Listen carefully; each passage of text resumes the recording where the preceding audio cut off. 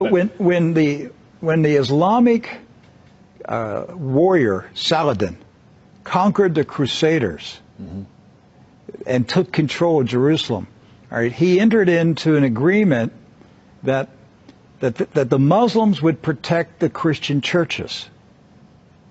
And so he appointed 2 Muslim families. Both of these families have been in Jerusalem for, close to 1,000 years. And each generation has passed down the key. The key. Right. The physical key. Mr. Judah said that the key he presently has is 800 years old. It's incredible. And he had another key, but it broke. And this is a Muslim. I mean, yes. Adbi Judah is a Muslim. And he said it's a great honor for a Muslim to hold the key to the Church of the Holy Sepulchre, which is the most important church in Christendom. That's not disrespect. That's, we don't hear this in America. We don't hear, because what we have been told is Christian Americans, you should hate Muslims, you should kill Muslims. Because they're going to tear down all the churches and basically just ransack them and everything else. But here we have 2 families that for nearly 1,000 years have actually been watching over Christian churches. That's right. So who planted into our minds here in America that we should hate and kill Muslims? Who planted that thought in our head? Because it came into our society after 9/11. That's correct. So 9/11 was a calculated, planned operation, and it changed everything in our country.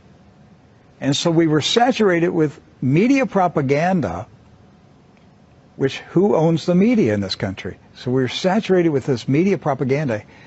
You Americans, you need to hate Muslims. You need to go to war. You need to send your sons to go kill Muslims. All right? And yet, when you go to the Middle East, you find out that the Muslims, like Christians, are taking care of Christian churches. Yes. Do not hold animosity against Christians or Americans, except in the case where Americans are pushing for war in their countries or trying to take their land. So they've lived together. They've lived together for centuries and centuries.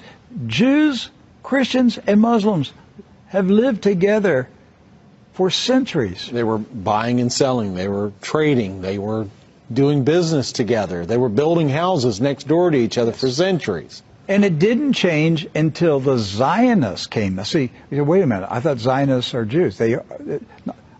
Not all Jews are Zionists.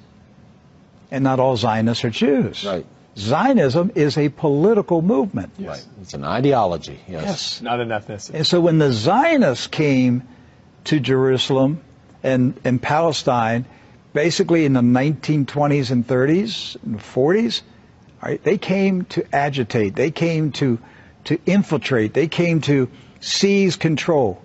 And so they formed paramilitary groups, like Irgun. And that's where Ariel Sharon and Menachem Begin, and these guys were young terrorists. And so there's where the hatred started to come in. The fighting, the animosity, the bitterness. But it didn't start until the Zionists appeared. Jews, Muslims, and Christians were coexisting. Yes. That's right.